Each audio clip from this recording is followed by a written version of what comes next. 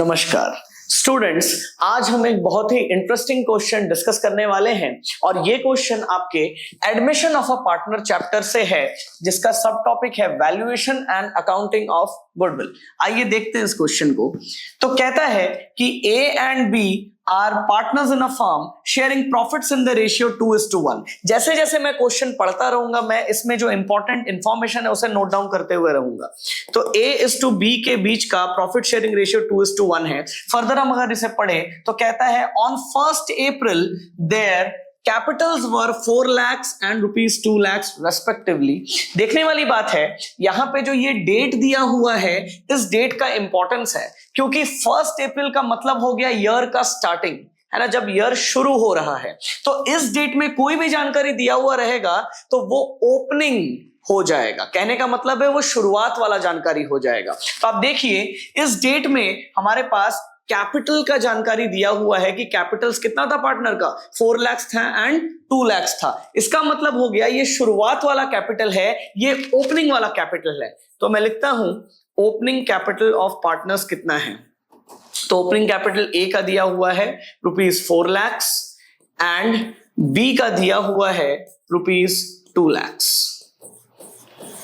Further अगर हम इस क्वेश्चन को पढ़े तो कहता है ऑन दैट डे, मतलब इसी दिन स्टार्टिंग वाले डे में ही क्या हुआ है, they admitted C as a partner for 1/5 share in profits. तो कोई नया पार्टनर एडमिट हो रहा है उसी डेट में एंड ये पार्टनर 1/5 शेयर इन प्रॉफिट्स के लिए इस फर्म में आ रहा है। और इसके आने के बाद क्या हुआ देखिए, the new profit sharing ratio of A B and C is to be 3:1:1। इसका मतलब क्वेश्चन के अंदर आपको न्यू प्रॉफिट शेयरिंग रेशियो, जिसे हम लोग शॉर्ट में एनपीएसआर भी लिखते हैं, ये दिया हुआ है और ये ए बी एंड सी के बीच का रेशियो है कि ये लोग फ्यूचर में प्रॉफिट्स कौन से रेशियो पे शेयर करेंगे, ये उस चीज का जानकारी दे रहा है। And not only profits, losses भी इसी रेशियो में ही शेयर करेंगे। आगे देखिए क्या कहता है, C brought ₹1 lakh as his capital. तो सी ने 1 लाख रुपीज कैपिटल के लिए लाया, तो मैं इस बात को यहां पर लिख लेता हूं। And 21,000 as his share of premium for goodwill। तो ये जो प्रीमियम फॉर गुडविल है, इसे हम लोग आम भाषा में कंपनसेशन भी कह देते हैं। तो इसका मतलब ये है कि सी जो पार्टनर है नया, जो पार्टनरशिप फर्म में आ रहा है, तो वो पुराने पार्टनर से शेयर ले रहा होगा। तो पुराने पार्टनर्स को शेयर सैक्रिफाइस करना पड़ा होगा। तो इस सैक्रिफाइस के बदले सी उसे कुछ कंपनसेशन देगा। इसी कंपनसेशन को हम लोग अच्छे शब्दों में कह देते हैं प्रीमियम फॉर गुडविल देगा। तो ये जो प्रीमियम फॉर गुडविल है, ये सी इसलिए लेके आ रहा है ताकि वो इसे जो सैक्रिफाइसिंग पार्टनर्स है उसे दे सके। तो मैं यहां पे लिख देता हूं कि इसने प्रीमियम फॉर गुडविल ₹21,000 लाया है। शॉर्ट में मैं प्रीमियम फॉर गुडविल को PFG करके लिख रहा हूं। अभी तक तो हमने ये क्वेश्चन पढ़ लिया। अब देखने वाली बात है, वो हमसे कहता है कि पास जर्नल एंट्रीज। हमें जर्नल एंट्रीज पास करना है। तो जब भी किसी नए पार्टनर का एडमिशन होता है तो सबसे पहला जर्नल एंट्री जो हमें यहां पे पास करना होगा वो होगा कि पार्टनर जो पैसे लेके आया फर्म के अंदर। तो पार्टनर ने क्या लाया, नया पार्टनर ने कैपिटल लाया एंड इसने गुडविल लाया। इतना तो समझ में आता है। तो इसके लिए हम लोग जर्नल एंट्री क्या पास करेंगे, देखिए क्योंकि बिजनेस में पैसे आ रहे हैं तो मैं यहां पे कैश या बैंक अकाउंट कुछ भी ले सकता हूं, मेरी मर्जी है, क्योंकि क्वेश्चन में कुछ ऐसा स्पेसिफाई किया हुआ नहीं है। तो मैं यहां पे लिखता हूं कैश अकाउंट डेबिट टू, जो नया पार्टनर है उसका नाम सी था, तो मैं लिख लेता हूं C's capital account to premium for goodwill account.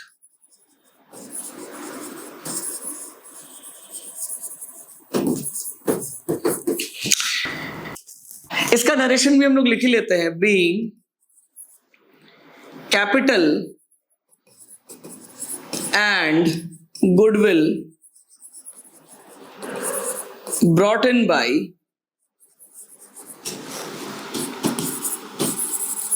New partner C. इतना हमने समझा। एक जरूरी बात यहां पे यह है कि ये जो जर्नल एंट्री हमने पास किया ये हम इसी डेट में पास करेंगे। ऐसा क्यों है? क्योंकि इसी डेट में एडमिशन हुआ है। अगर आप पढ़ोगे तो on that day they admitted C ऐसे लिखा हुआ है, तो इसका मतलब है इसी डेट में हमें ये जर्नल एंट्री भी पास करना होगा। इसीलिए मैंने बोला था ये डेट बहुत ही इंपॉर्टेंट होता है, आपको बहुत ध्यान से पढ़ना होता है क्वेश्चंस को। तो देखिए मैं इस डेट को यहां पे लिख देता हूं, दिस इज 1 अप्रैल 2025। हमने डेट भी डाल दिया। अच्छा, फर्दर क्या है, देखिए हमने यहां पे एंट्री तो पास कर दिया, अब हमें यहां पे अमाउंट्स भी भरना है। तो कैपिटल उसने कितना लाया, तो उसने 1 लाख रुपीस कैपिटल लाया। अगर आप देखोगे तो उसने 1 लाख रुपीस कैपिटल लाया एंड 21,000 उसने premium for goodwill that is compensation लाया। तो मैं यहां पे लिख देता हूं सीज कैपिटल के जगह पे 1 लाख एंड कंपनसेशन के जगह पे 21,000 जो कि प्रीमियम फॉर गुडविल है। एंड इन दोनों को जोड़ के मैं डेबिट में लिख देता हूं 1,21,000।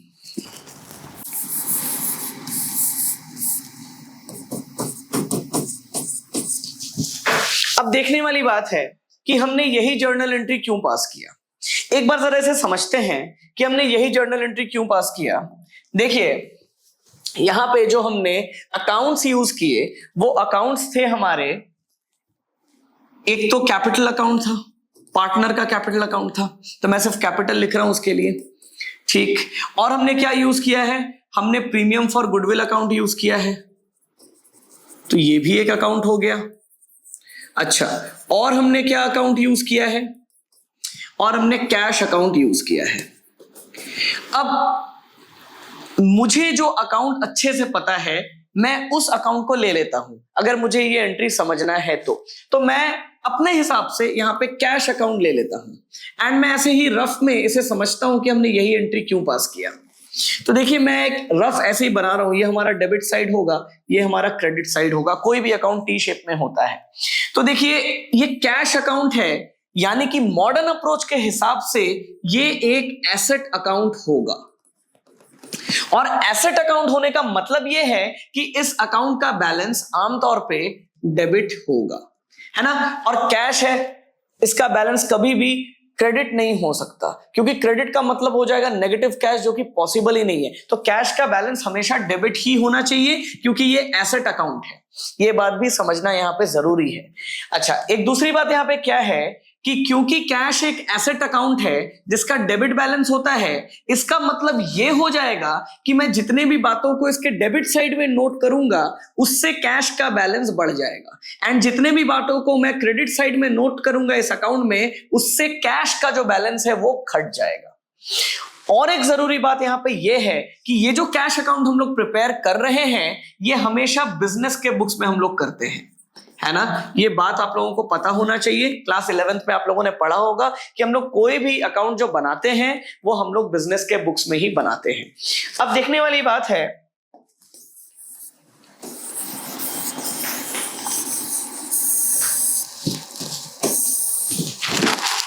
इतना अगर हम लोग समझ गए कि जो कैश अकाउंट है ये एक एसेट अकाउंट है, तो डेबिट में लिखने से इसका बैलेंस बढ़ना है एंड क्रेडिट में लिखने से इसका बैलेंस घटना है।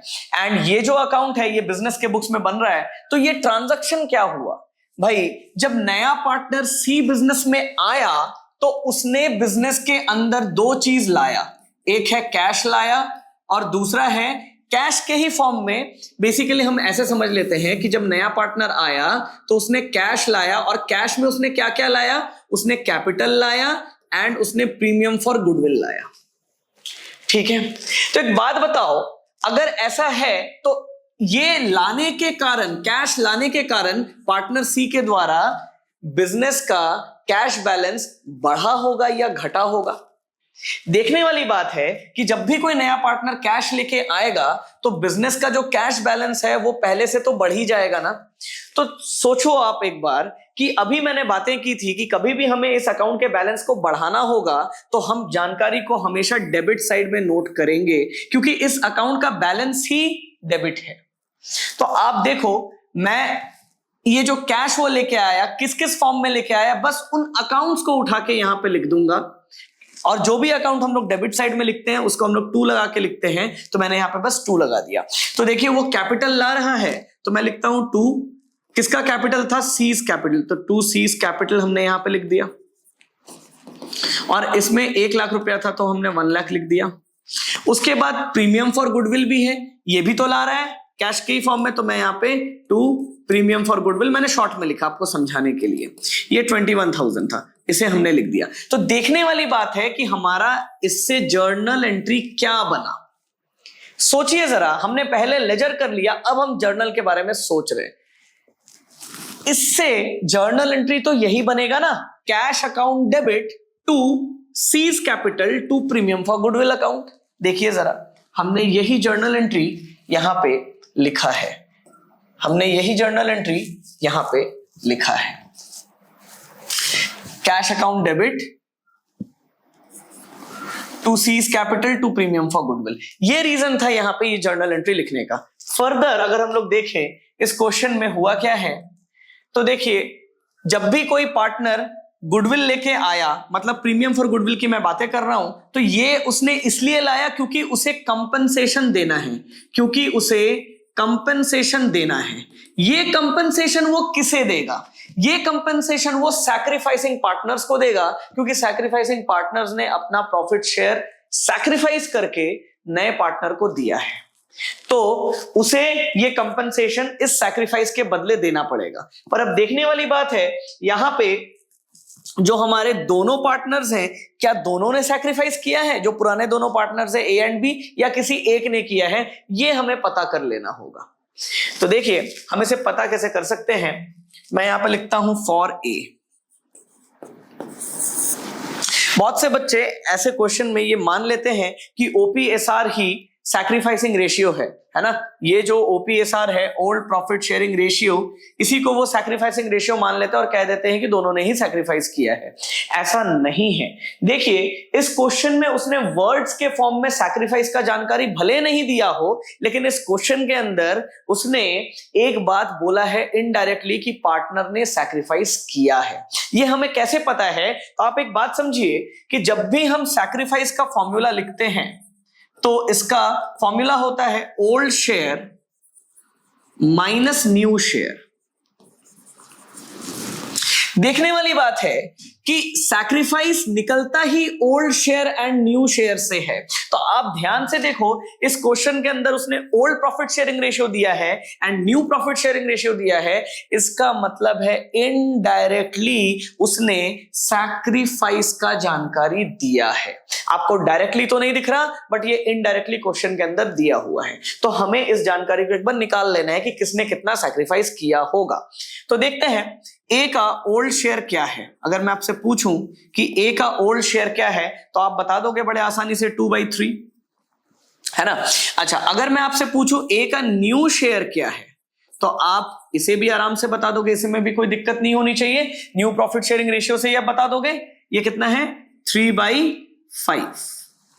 अब अगर मैं आपसे पूछूं कि ए ने सैक्रिफाइस कितना किया है तो आप बोलोगे सैक्रिफाइस का फॉर्मूला तो old share minus new share होता है, तो हम लोग ओल्ड शेयर लिख लेते हैं 2/3 एंड माइनस कर देते हैं न्यू शेयर दैट इज 3/5। अगर हम इसे सॉल्व करेंगे तो हमें एलसीएम लेना पड़ेगा, सेम करना पड़ेगा इसका डिनोमिनेटर। यहां पे एलसीएम 15 आ जाना है, this is 5 2 10 -9, so this is 1/15। यहां तक आपको समझ में आ रहा होगा, मैं ऐसा मान के चल रहा हूं। अच्छा, इसके बाद हम सेम चीज दूसरे पार्टनर जो कि बी है उसके लिए करेंगे। फॉर बी, बी का ओल्ड शेयर क्या है अगर मैं आपसे पूछूं तो आप क्या कहोगे कि भाई बी का ओल्ड शेयर है 1/3, है ना। क्वेश्चन में ये जानकारी तो दिया हुआ है। अच्छा, बी का न्यू शेयर क्या है अगर मैं आपसे पूछूं तो आप इसे भी बता पाओगे कि न्यू शेयर आराम से हम यहां से कैलकुलेट कर लेंगे 1/5। अगेन अगर मैं आपसे सेम सवाल पूछूं कि बी ने कितना सैक्रिफाइस किया होगा तो आप क्या कहोगे कि भाई जितना इसका ओल्ड शेयर था माइनस जितना इसका न्यू शेयर है। एंड इसे अगर आप सॉल्व करोगे अगेन हमें डिनोमिनेटर सेम करना पड़ेगा, तो हमें एलसीएम लेना पड़ेगा, ये 15 आ जाएगा, दिस इज 5 - 3 और ये अगर आप देखोगे दिस विल बी 2/15। तो हमने पता कर लिया कि ए ने सैक्रिफाइस किया 1/15 एंड बी ने सैक्रिफाइस किया 2/15। अब देखिए, अगर ऐसा है तो मैं इन दोनों के बीच का सैक्रिफाइसिंग रेशियो अगर आपसे पूछूं कि भाई आप मुझे बताओ सैक्रिफाइसिंग रेशियो क्या होगा ए एंड बी के बीच का, तो आप कहोगे कि भाई ए का सैक्रिफाइस हमें मालूम है एंड बी का सैक्रिफाइस हमें मालूम है, हमें बस उन्हें डिवाइड करके लिख देना है तो उसका रेशियो निकल जाएगा। देखते हैं इनका सैक्रिफाइस क्या था। तो ए का सैक्रिफाइस हमने कैलकुलेट किया था 1/15, तो हम यहां पे लिख देते हैं 1/15 एंड इस टू लगा के हम क्या करेंगे, बी का भी सैक्रिफाइस लिखेंगे। तो बी का सैक्रिफाइस क्या है 2/15, तो हम इसे भी लिख देते हैं।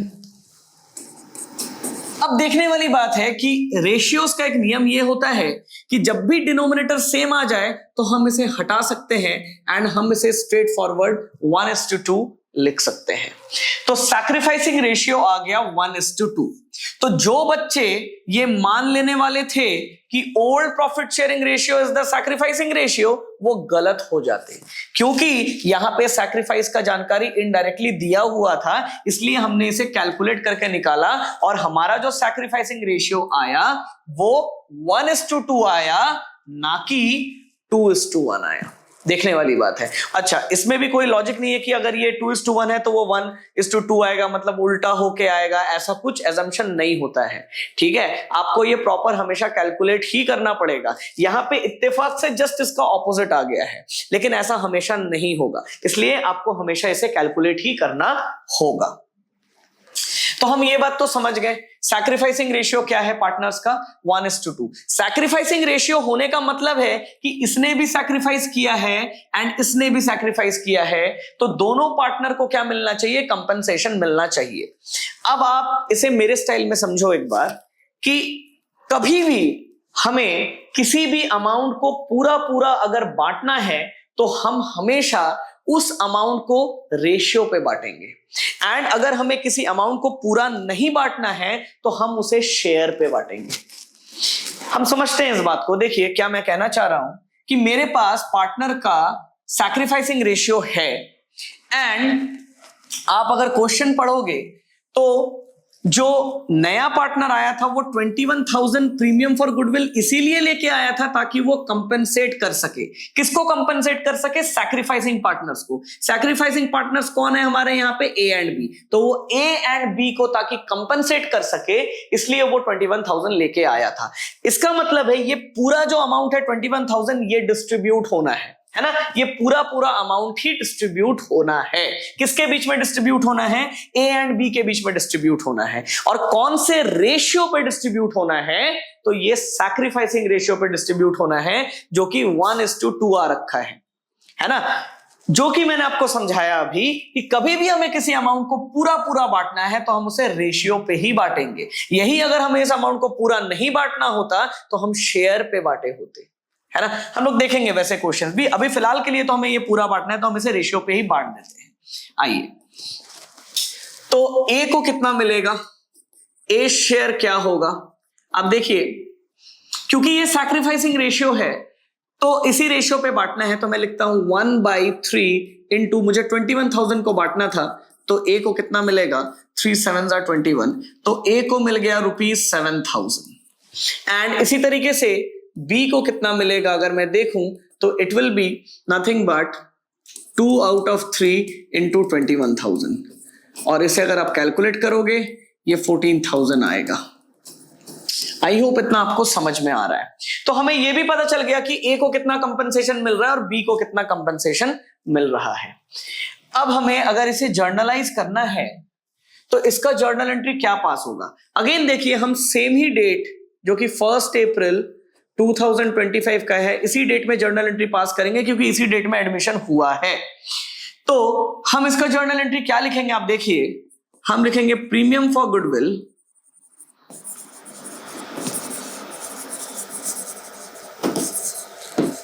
Account debit to A's capital account to B's capital account. And narration में हम लोग लिखेंगे बीइंग प्रीमियम फॉर गुडविल, मैं शॉर्ट में लिख रहा हूं, distributed between the sacrificing partners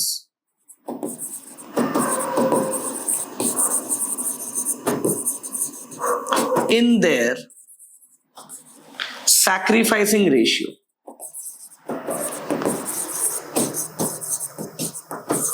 इतना हमने लिख दिया। अब देखिए अमाउंट हम लोग क्या क्या डालेंगे वो तो हमने कैलकुलेट कर ही लिया है। तो हमें भाई 21,000 डिस्ट्रीब्यूट करना था, तो 21,000 हम लोग बांटेंगे। एंड हमने जस्ट अभी कैलकुलेट किया था कि ए को 7,000 मिलना था एंड बी को 14,000 मिलना था। तो हम बस इसे लिख देते हैं कि ए को 7,000 मिलना है एंड बी को 14,000 मिलना था। अब हमने यही जर्नल एंट्री क्यों पास किया, एक बार जरा इसके लॉजिक को भी समझ लेते हैं। देखिए मैं पार्टनर का कैपिटल अकाउंट बना रहा हूं, सैक्रिफाइसिंग पार्टनर का कैपिटल अकाउंट बना रहा हूं, ठीक है। और क्योंकि दो पार्टनर्स हैं यहां पे सैक्रिफाइसिंग, तो मैं दोनों का अकाउंट इकट्ठा बना ले रहा हूं। कैसे, मैं लिखता हूं यहां पे सैक्रिफाइसिंग पार्टनर्स कैपिटल अकाउंट।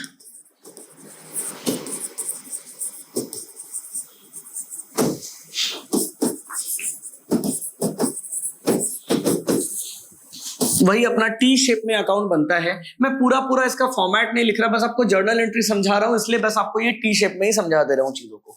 देखिए ये जो अकाउंट है पार्टनर का, ये उनका कैपिटल अकाउंट है। अब आप कोई भी अकाउंट जो बनाते हो वो बिजनेस के बुक्स में बनाते हो, तो देखने वाली बात है कि बिजनेस के बुक्स में अगर कैपिटल अकाउंट आप बना रहे हो तो इसका बैलेंस क्या होता है। तो हमेशा आपको एक बात याद रखना है कि कैपिटल का हमेशा क्रेडिट बैलेंस होता है। एंड अगर कैपिटल का क्रेडिट बैलेंस होगा तो फिर आप जितना इस अकाउंट में क्रेडिट में जानकारी को लिखोगे इससे इसका बैलेंस बढ़ेगा, एंड जितना आप डेबिट में जानकारी को लिखोगे इससे इसका बैलेंस घटेगा। यानी कि क्रेडिट में लिखने से पार्टनर का कैपिटल बढ़ेगा एंड डेबिट में लिखने से पार्टनर का कैपिटल घटेगा। इतना हमने समझा। अब देखिए यहां पे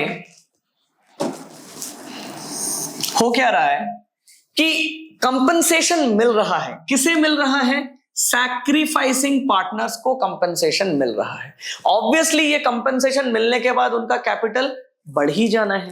तो अगर कैपिटल बढ़ना है तो हम इस जानकारी को क्रेडिट में नोट करेंगे, क्योंकि ये अकाउंट एक कैपिटल अकाउंट है जिसका बैलेंस क्रेडिट होता है और क्रेडिट में लिखने से ही इसका बैलेंस बढ़ेगा।